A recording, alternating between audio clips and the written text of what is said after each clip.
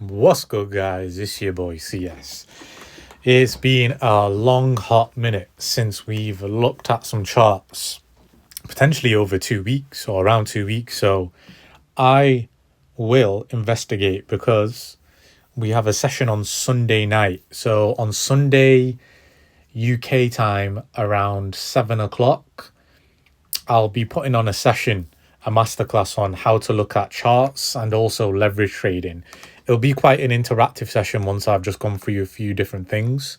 So a lot of people can ask questions on where to get started, how to leverage, what kind of equity to use. There'll be a different array of beginner to intermediate to advanced questions. So we'll have a number of people within the group in the VIP chat that will help us navigate the waters ultimately. Right, without further ado, let's get straight into it. So Bitcoin had an absolute beautiful move recently, and since then a lot of people have been getting a bit scared because the sentiment has changed from, well, very greedy, extremely greedy, and now we're at greed.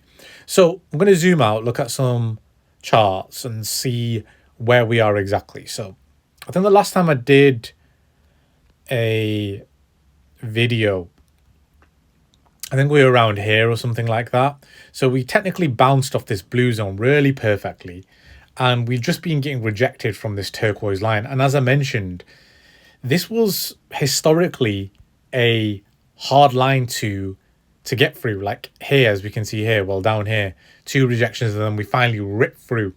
Here we had used that as support, and then here used it as support, and then finally broke it, and then came back up, used it as support, and then finally broke it. And then since then we've been kind of just wavering within this little turquoise and blue spider line channel. And this week I've now actually tried to go through it, but got a rejection. And so when I'm looking at historical support and resistance zones, we tried again to break through this bit, right? Which is the Bitcoin all-time high in the weekly. Like, if I'm just putting it into perspective, that is the all-time high, 71.3K. We still can't seem to break it. And so we may need to gather some momentum before we finally make a charge. I'm not saying that we have to, but as I mentioned on my previous video, from what I remember, I kept saying I don't think we're just going to rip through straight away. I think we're going to have a bit of a rejection just to draw some people in, and then we're going to rip through.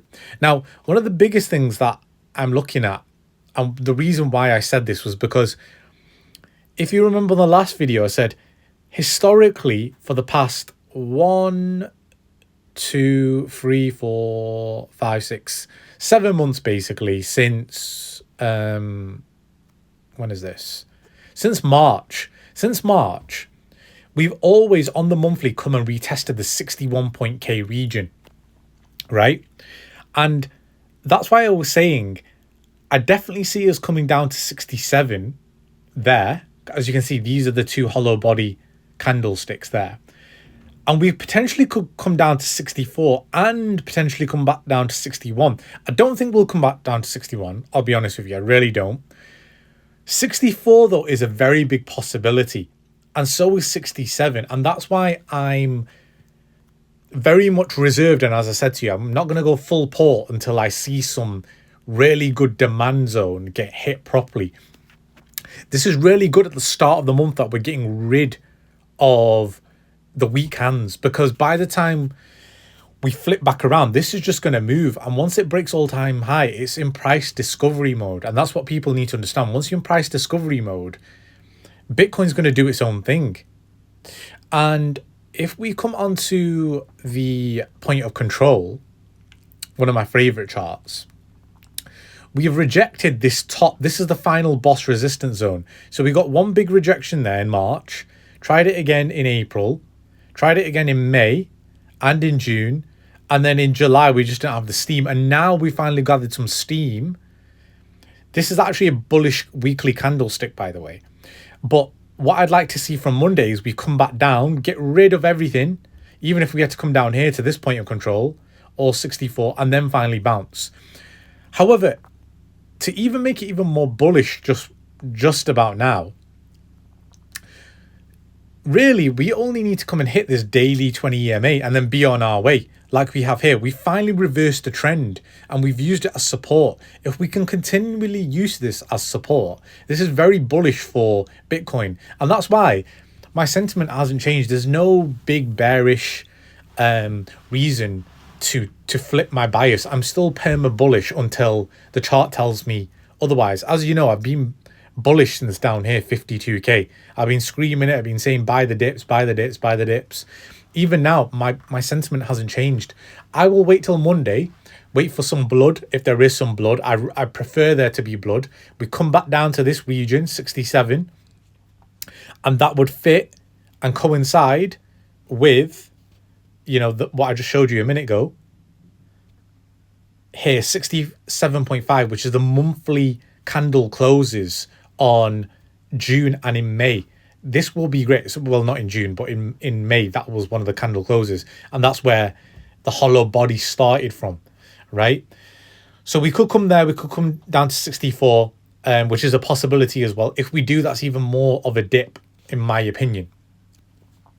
And so this is what I'm looking for. And also, if the weekly came there, the weekly may even come to this 64 region. So it could be a real good bounce. That's what I'm looking at.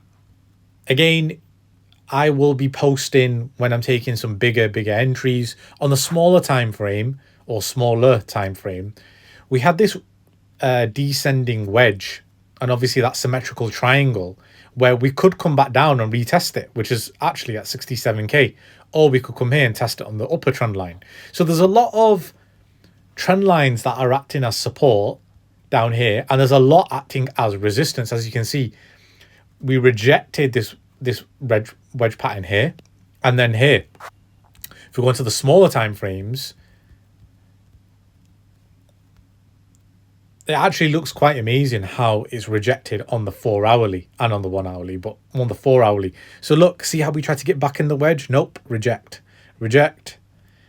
and then try to come all the way back in, rejection again.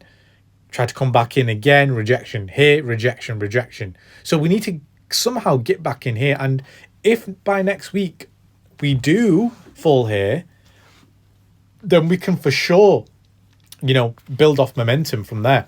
Now, having said that, when there's wicks to the downside like this and the bears can't break it, that's normally a really good shout for a demand zone. That usually signals that Bitcoin is finding a lot of support here.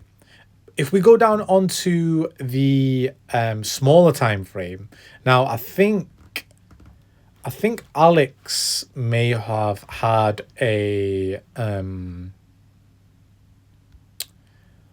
I think he may have had like a descending triangle, which is obviously bearish, and it could look like this. Now, if this was a continuation, this basically supports what I've just been saying a minute ago, which is we'll go down to 67, because if we measure that, probably even further actually, but let's measure it.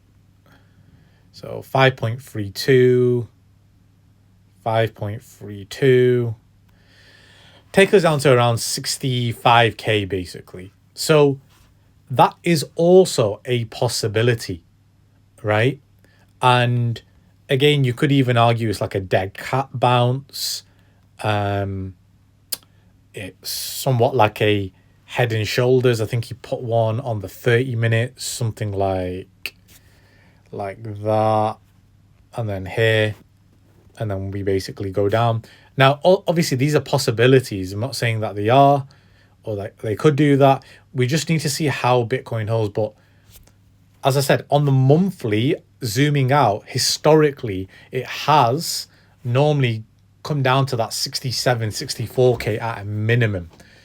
And maybe a lot of people don't see it, but I like higher timeframes because, like I said, I caught the short at here, think it was 72.6. I waited for it to come up just to see that it wasn't a fake out.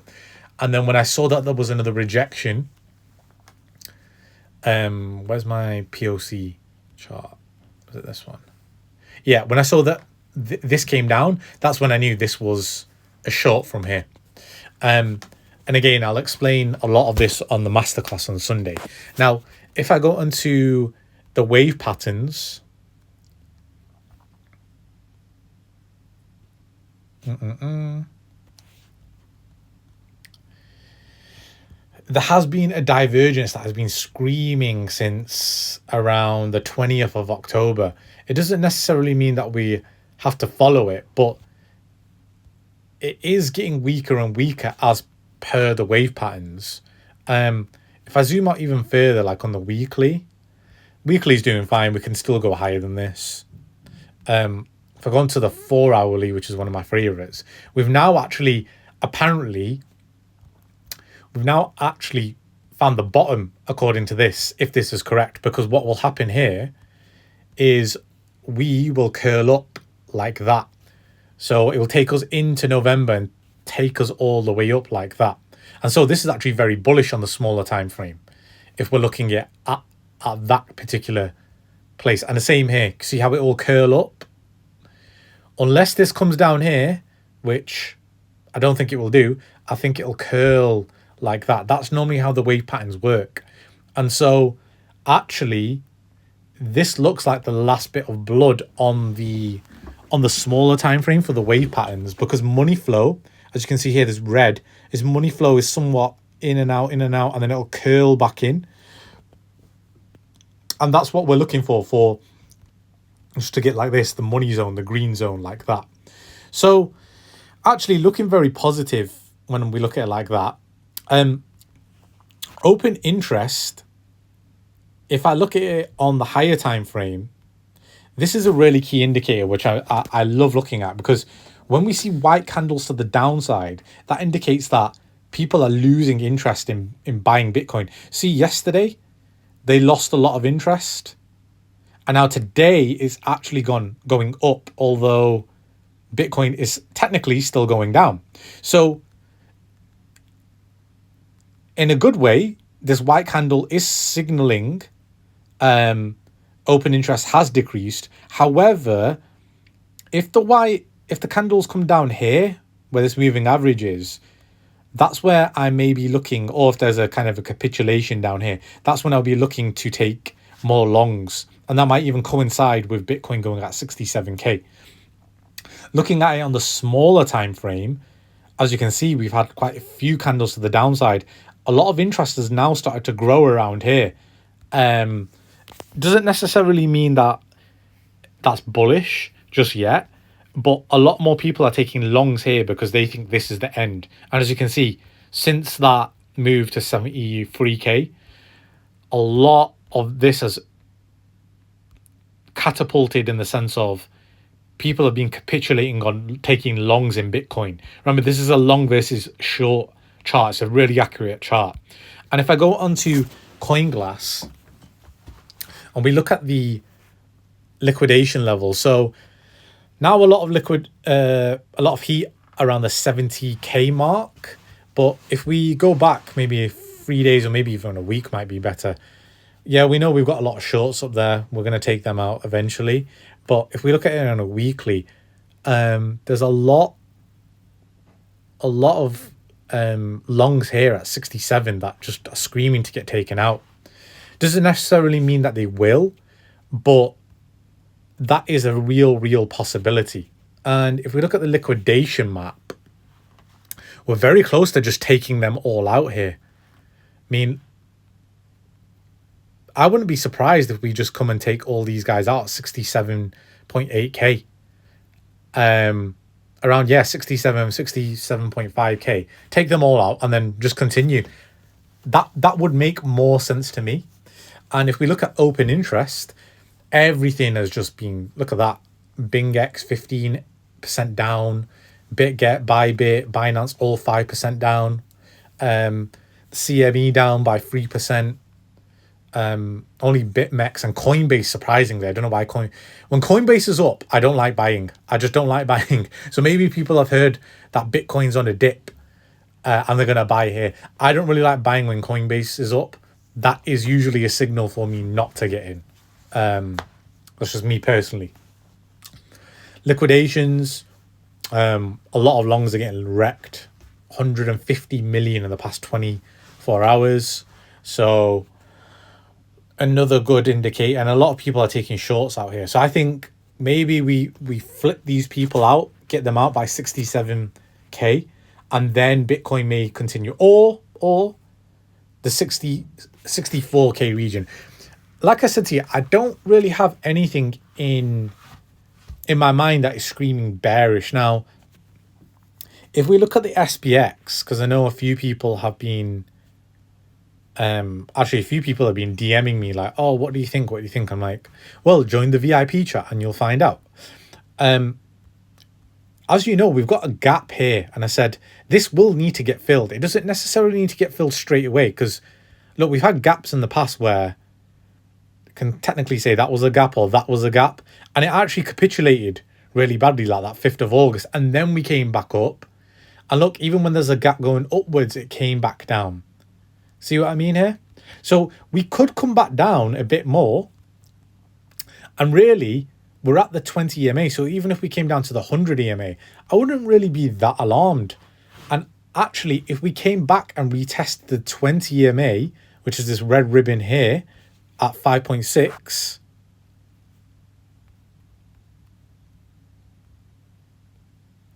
it'd coincide with the turquoise daily 100 EMA. So actually, that is screaming, come and tag me, come and retest, and let's bounce off here and start the bull run. Because usually when it does bounce off the 20 EMA, it's a really good sign that the SPX is very bullish. It's just flushing out a few people. Like if we look at last bull run, see how in October it has that one flush out, hits the 20 EMA. That's 4 years ago, by the way, in the same month. So we're going into the last week of October into November. Look how it bounces off the red 20 EMA. And then throughout the whole year, full bull cycle, right? Could even argue here, like from here, first week of November, hits off the 20 EMA and then bang, we started. Do you get where I'm coming from? Cool. So that's what I'm looking at in terms of SPX, because that has the most direct correlation. And if we look at the SPX, the S&P 500, actually Friday ended on a green candle. So we could just flip down here and then make our move. And remember, election day is what? Is Tuesday next week. So we could have a bad Monday, right? And then the 5th could just end up just sending us. Again, these are just different possibilities. I'd always try to get into something if you're not exposed to anything whatsoever, because at the end of the day, if this is a bull run, you want to take that well, not financial advice, but I know for myself, I'm going to take the risk that this is it. This is only upwards trajectory now, because once we start, there is no real coming back, because in a bull run, it just moves and moves and moves. So, let's say October 2020, around here, see how it's just started moving and then moving. You don't really get a lot of dips. See how it moves like that? And then it just goes full bang like crazy. And that was even the all-time high, even though people thought 40k was a lot. Actually went even higher and higher and higher. So yeah, this is basically what I'm looking at, guys. I'm just saying, if you've not got exposure, definitely get some kind of exposure. Dips are dips here. Should you be worried if it goes to 67, 64k? No, I'd probably be buying more. And this is really kind of your last chance to really get into stuff. So yeah, do what you can, and I'll be putting out most of my signals and what I'm going to be doing personally anyway, in the VIP chat. So if you're not in the VIP chat, hit me up if you want to join. There is a paid membership. It's a lifetime access membership for those that want to join a community, want to be involved in leverage trading, in DJ meme calls. And we look at all sorts of things from stocks, Forex, meme coins, DJ meme coins, long-term meme coins, getting involved in projects. Yeah, it's just a full-on community, which is very thriving and interactive. Anyway, guys, that's it from me. I may do an altcoin session later next week. But for now, on Sunday, I'll be doing that VC. So yes, I shall see you guys then.